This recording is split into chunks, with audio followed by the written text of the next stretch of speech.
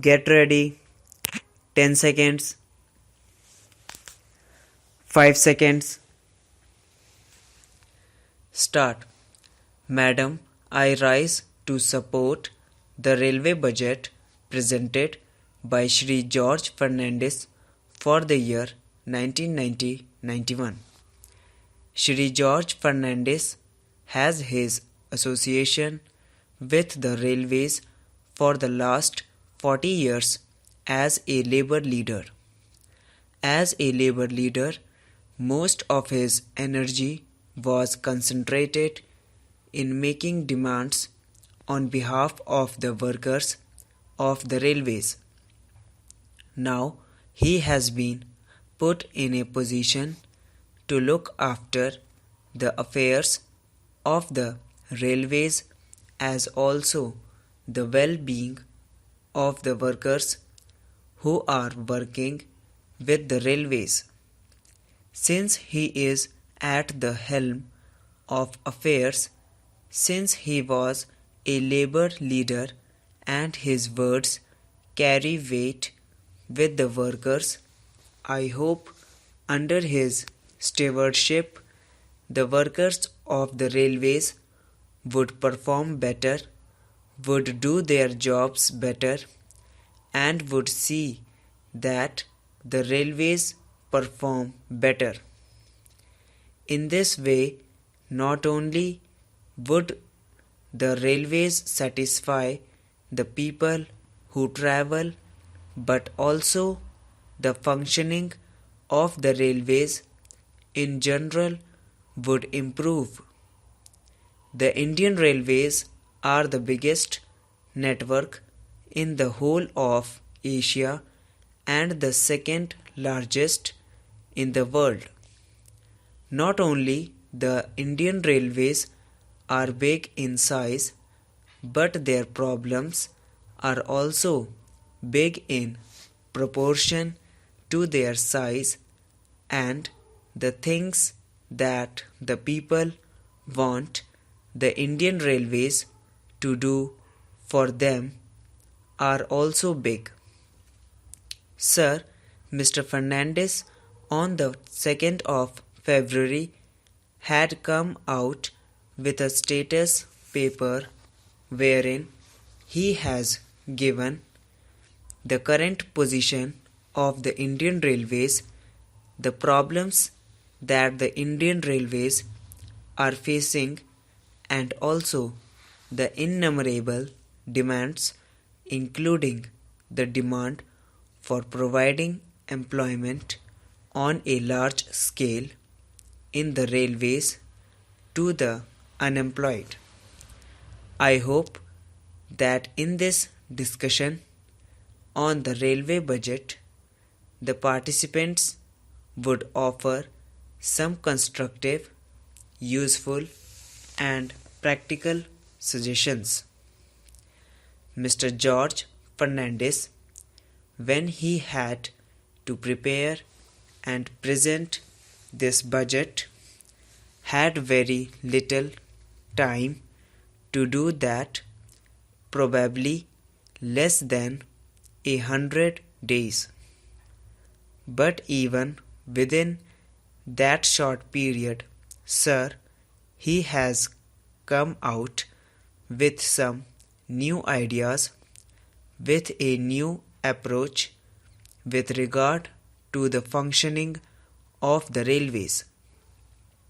He has laid emphasis in the budget on modernization, on energy conservation, and on computerization wherever it is necessary.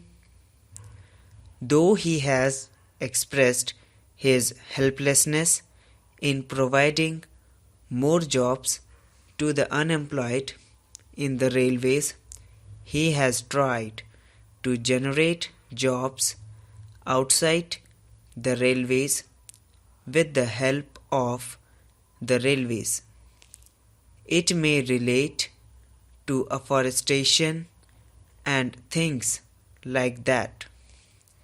He has extended the computerization of booking from the present 4 metropolitan cities to 5 more cities, among which Bangalore is included.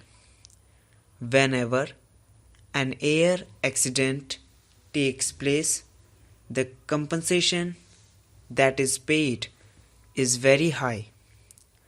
What Mr. Fernandez has done is that in the case of the railway accident also, he has raised the amount of compensation from the present rate of 1 lakh rupees to 2 lakhs of rupees.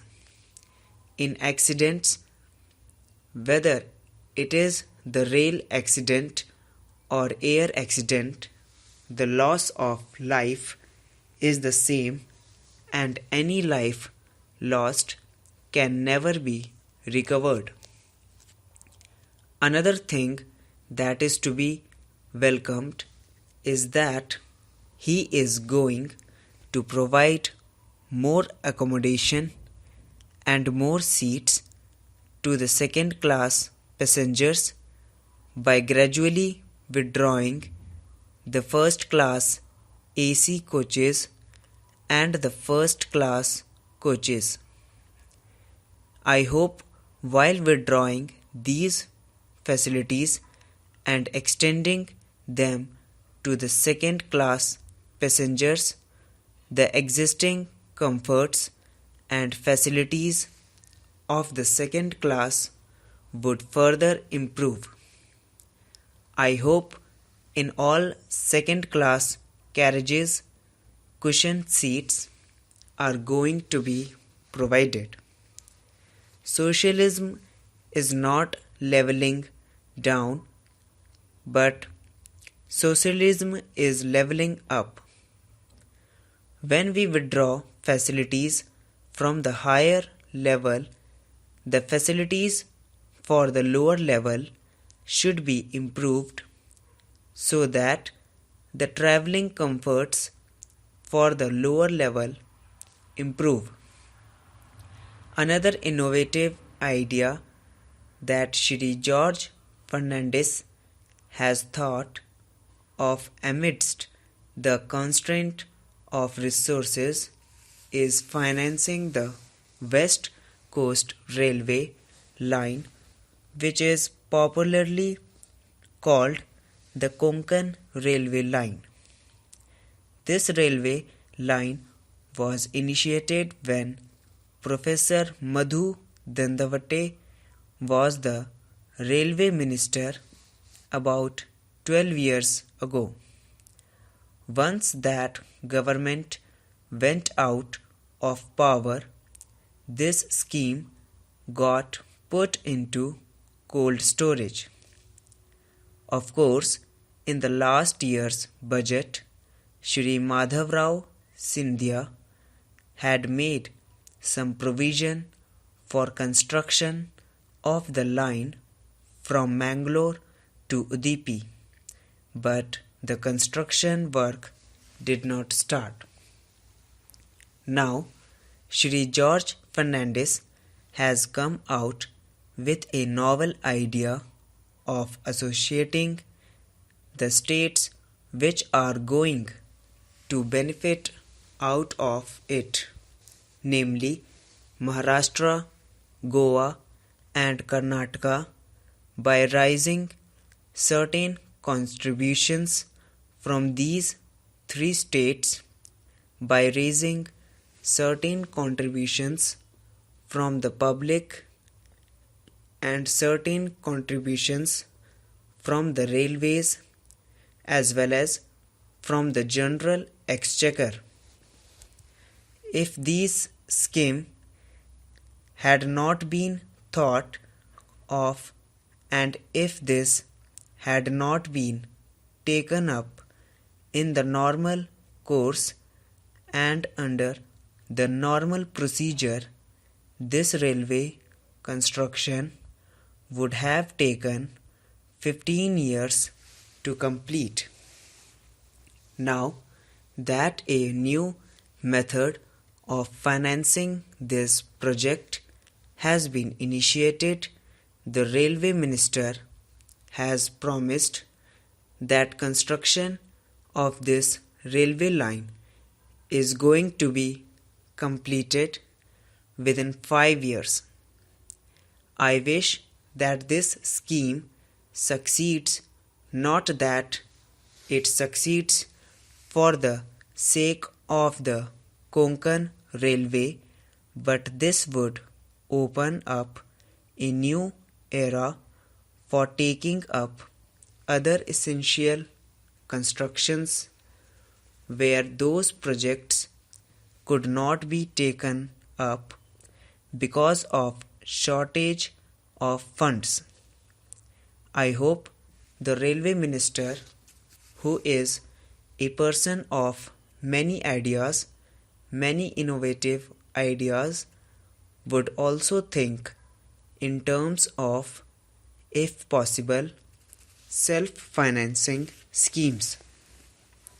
Every year costs go up. Any project that is done today is cheaper than it would be tomorrow.